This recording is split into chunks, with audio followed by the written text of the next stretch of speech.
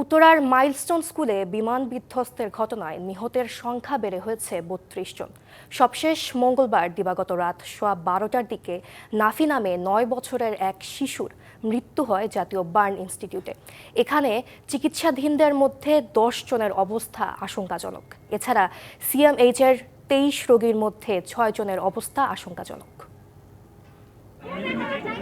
মঙ্গলবার জাতীয় বার্ন ও plastic surgery ইনস্টিটিউটে রোগীদের সর্বশেষ অবস্থা নিয়ে কথা বলেন স্বাস্থ্য উপদেষ্টা ও প্রধান উপদেষ্টার বিশেষ সহকারী। তো আজকে পর্যন্ত আমাদের যে তথ্য সেটা হলো ২৯ জন মারা গেছেন। নিহতের সংখ্যা নিয়ে তথ্যের বিভ্রান্তি নিয়েও কথা বলেন প্রধান উপদেষ্টার বিশেষ সহকারী। কোথাও কোনো ডেথ নেই, কিন্তু ওনারা মুখে বলছেন যে সেখানে 2 জন শিশু ব্রড ডেড ছিল। তোরা আধুনিকে আমরা বলেছিলাম সেখান থেকে একজন মৃতদেহ সেখানে নিয়ে যাওয়া হয়েছে সিএমএইচে। ওই সংখ্যাটি নিয়ে আমাদের সঙ্গে আইএসপিআর এর তথ্যে পার্থক্য হয়েছে। বলেন দেশের বিভিন্ন হাসপাতালের 8টি টিম কাজ করছে।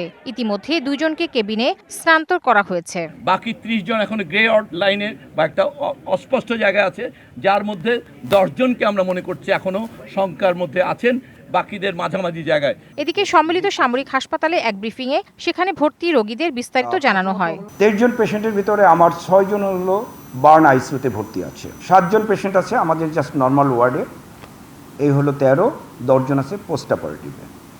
তো 10 জন এবং যে 6 জন এরা ইমিডিয়েটলি 1-2 দিনের জন্য এটা থাকতে পারে। এর মধ্যে ম্যাক্সিমামই আমাদের আর্মি সোলজার্স এবং আছে রিলেটেড। সিঙ্গাপুর জেনারেল হাসপাতাল থেকে একটি টিম রাতেই পৌঁছানোর কথা রয়েছে বলেও জানান তিনি। আমাদের একটু গুজবের বিষয়। তাহসিনা জেসি, ডিবিসি নিউজ, ঢাকা। কিছু বুঝে ওঠার আগেই বিকট শব্দ, আগুনের লেলিহান শিখা, ধোঁয়ার কুণ্ডলী, চারপাশে আর্ত চিৎকার। মাইলস্টোন স্কুল প্রাঙ্গণে ছিন্ন ভিন্ন দেহাবশেষ, আবার দগ্ধ শরীরে নিষ্পাপ চাহনিতে অনেক শিশু খুঁজে ফিরছে বাবা মাকে। মাইলস্টোন স্কুলে বিমান বিধ্বস্তের ভয়ানক এমন দৃশ্য দেখে তাৎক্ষণিক মূর্ছা যায় প্রত্যক্ষদর্শী কয়েকজন। প্রত্যক্ষদর্শী শিক্ষার্থীদের অভিযোগ, সরকারি হিসাবের চেয়ে প্রকৃত মৃত্যুর সংখ্যা অনেক বেশি। জ্বলছে মাইলস্টোন স্কুলের দোতলা ভবন, পড়ে আছে ছিন্ন ভিন্ন দেহ, পুড়ছে অনেক শিশুর শরীর। কেউ করছে বাঁচার আর্তনাদ, আবার দগ্ধ শরীরে অনেকেই হয়ে পড়ে হতভম্ব। মরিয়া হয়ে কেউ কেউ খুঁজছে বাবা মাকে, বাবা মাও খুঁজছেন প্রিয় সন্তানকে। মাইলস্টোনে চোখের সামনে এমন ভয়ানক দৃশ্য যারা দেখেছেন তাদের কাছে আজীবনের ট্রমা হয়ে থাকবে এমন দৃশ্য। ক্ষণে ক্ষণে তাদের কানে যেন বেজে ওঠে সেই বিকট শব্দ আর ভেসে ওঠে বীভৎস দৃশ্য। শোকে পাথর হয়ে বেঁচে যাওয়া অনেক শিক্ষার্থী ছুটে যায় জাতীয় বার্ন ইনস্টিটিউটে। এখানে তাদের প্রিয় বিদ্যাপীঠের অনেক সহপাঠী কাতরাচ্ছে সীমাহীন যন্ত্রণায়। বিকট 2টা বড় শব্দ শুনি, পিছে তাকিয়ে দেখি সবকিছু ভলক্যানোর মতো এক্সপ্লোড করছে। আমরাও ডানে বামে না ভেবে ওদেরকে বার্ন ইউনিটে নিয়ে আসি। পরবর্তীতে জানতে পারলাম যে তাদের ইন্টারনাল অর্গান পুড়ে গিয়েছে, তারা এখন আইসিইউতে আছে, লাইফ সাপোর্টে আছে। আপনারা দোয়া করবেন তাদের জন্য। আমি আসলে চাই যাতে আমার ভাই বোন যারা মারা গিয়েছে তাদের প্রপার জাস্টিস হয়, যদি কোনো গাফিলতি থাকে সেটাও যাতে তদন্ত হয় এবং তার যাতে সুষ্ঠু বিচার হয়। আর আমাদের অনেক ছোট ভাই বোন এখনও মিসিং, আমি চাই তাদেরকে যাতে বের করা হোক। অল্পের জন্য প্রাণে বেঁচে যাওয়া অনেকে ছুটে এসেছেন নিজ বিদ্যালয়ের ছাত্র শিক্ষককে দেখতে। এটা তো আমাদের কল্পনার বাইরে যে একটা প্লেন ক্র্যাশ করতে পারে। তো আমরা যখন পিছনে তাকাই দেখি এরকম সিচুয়েশন, সাথে সাথে আমরা সবাই ঢোকার ট্রাই করি, বাট আমাদেরকে আর ক্যাম্পাসে ঢুকতে দেয়নি। আমরা বাহিরে দাঁড়াইছিলাম। আমি ওখানে 3:30 পর্যন্ত দাঁড়ানো ছিলাম। আমার নিজের চোখের সামনে দিয়ে 6টা লাশ নিয়ে গেছে। এই ব্লাস্টে যারা ছিল তাদের অনেকের পক্ষে বাঁচা পসিবল না, আমি নিজেও দেখছি। বিমান বিধ্বস্ত হওয়ার পরই স্বেচ্ছাসেবী হিসেবে কাজ করেছেন আরেক প্রতিষ্ঠানের শিক্ষার্থী লামিম সাফায়েত। তার দাবি, নিজ চোখে দেখেছেন অসংখ্য হতাহতের দৃশ্য। ছোট ছোট বাচ্চারা বের হয়ে তাদের জড়ায় ধরছে যে আপু আমাকে বাঁচাও। তারা তো ভিতরে ঢুকার পরে যে তারা তো দেখতে পাইছে যে কি পরিমাণ স্টুডেন্টগুলো এখানে ছিল। সেইখানে কি শুধু স্টুডেন্টরাই মারা গিয়েছিল? তাহলে আমাদের মৃতের সংখ্যা কতটুকু দাঁড়ায় আসলে? না শিক্ষার্থী ছিল না সেখানে, শিক্ষক ছিল না সেখানে, প্রত্যেকটা ক্লাসে তো শিক্ষক ছিল। আমার চোখের সামনে আমার ছোট ছোট ভাইগুলো আগুনে পুড়ে যাচ্ছে, কিন্তু আমরা কিছু করতে পারতেছি না। পোড়া শরীরের যন্ত্রণায় জাতীয় বার্ন ইনস্টিটিউটে কাতরাচ্ছেন মাইলস্টোনের শিশুরা, যাদের তুলতুলে শরীরের প্রায় পুরোটাই মোড়ানো এখন সাদা ব্যান্ডেজে। এর মধ্যে আমরা দেখতে পেয়েছি হাসপাতাল থেকে কোনো শিশুর নিথর দেহ বেরোচ্ছে। সব মিলে এক শোকাবহ পরিবেশ। এ শোক শুধু জাতীয় বার্ন ইনস্টিটিউট নয়, এ শোক ছুঁয়ে গেছে টেকনাফ থেকে তেঁতুলিয়ার আকাশে। Aditya Arafat, DBC news, Dhaka. Milestone school and কলেজে বিধ্বস্ত হওয়া F-7 বিজিআই মডেলটি পুরানো হলেও এয়ারক্রাফটটি পুরানো নয়। তবে দুর্ঘটনার হার বেশি হওয়ায় ঘনবসতিপূর্ণ এলাকায় প্রশিক্ষণ ফ্লাইট পরিচালনা না করার পরামর্শ দিয়েছেন এভিয়েশন বিশেষজ্ঞরা। বিমান বাহিনীর সাবেক কর্মকর্তারা বলছেন, এই ট্র্যাজেডি থেকে শিক্ষা না নিলে ভবিষ্যতে আরও ভয়াবহ দুর্ঘটনার শঙ্কা রয়েছে। F-7 বিজিআই মডেলটি বিশেষভাবে বাংলাদেশ বিমান বাহিনীর জন্য তৈরি করে চীনের চেংদু এয়ারক্রাফট কর্পোরেশন। হস্তান্তর করা হয় 2013 সালে। এই সিরিজের সবচেয়ে আধুনিক এবং সবশেষ সংস্করণ F-7 বিজিআই। এর পরপরই J-7 এবং F-7 সিরিজের বিমান তৈরি বন্ধ করে দেওয়া হয়।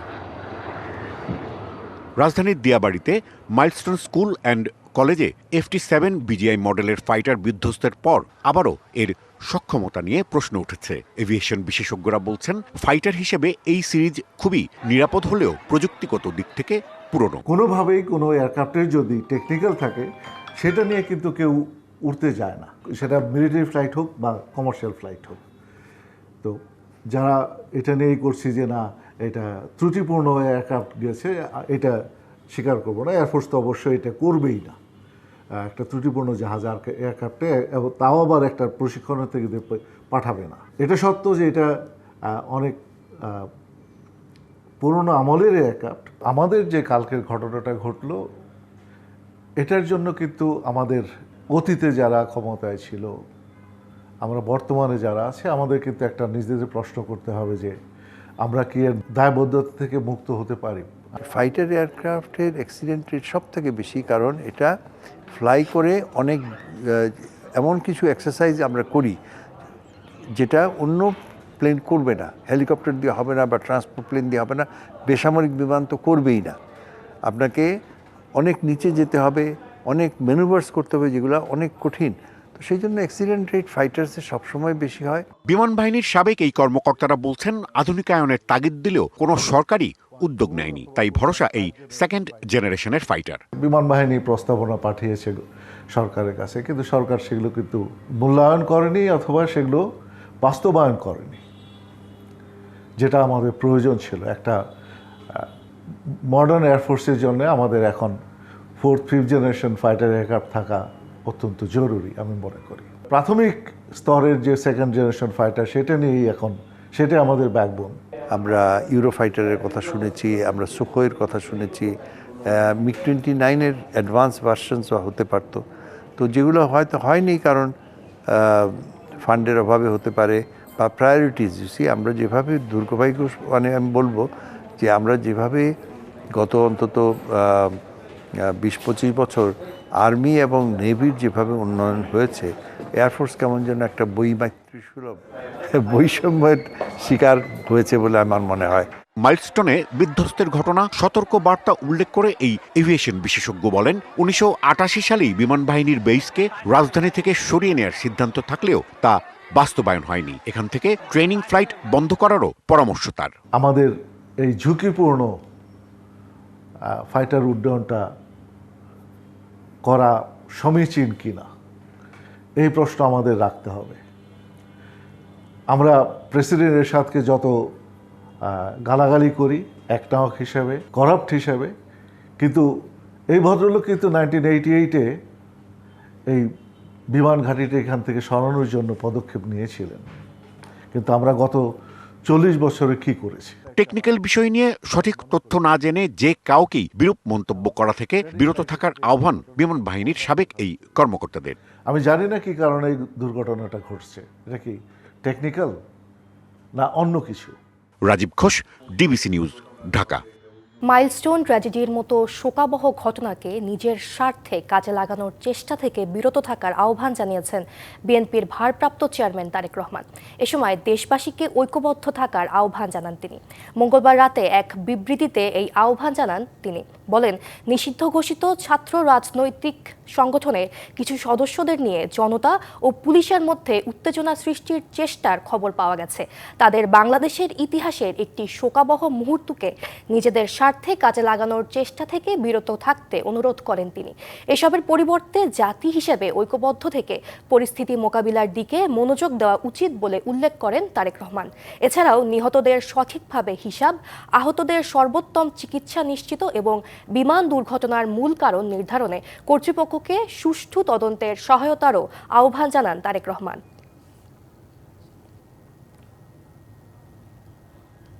মাইলস্টোন ট্র্যাজেডির বিষাদ সঙ্গী করেই প্রথমবারের মতো পাকিস্তানের বিপক্ষে টি-20 সিরিজ জিতল বাংলাদেশ।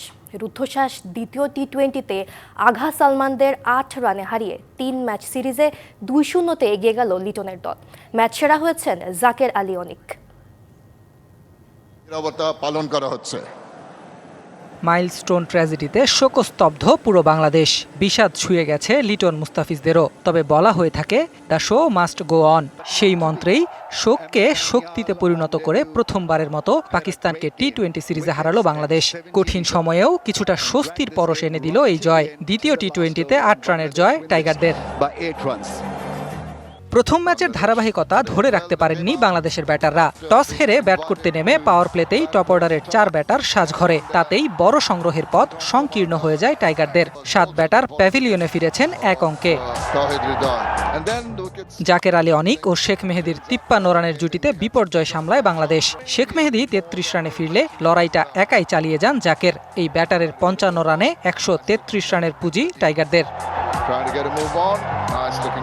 133 রান ডিফেন্ড করতে জ্বলে উঠতে হতো টাইগার বোলারদের। লক্ষ্য তারায় নামা পাকিস্তানকে শুরুতে দাঁড়াতেই দেয়নি টাইগার পেসাররা। শরীফুল ও তানজিম সাকিবের জোড়া আঘাতে 30 রানে 6 উইকেট হারায় সফরকারীরা। শেখ মেহেদীর ঘূর্ণিতেও তখন দিশেহারা আঘা সালমানের দল। তবে রনে ভঙ্গ দিতে চাইলেন না ফাহিম আশরাফ।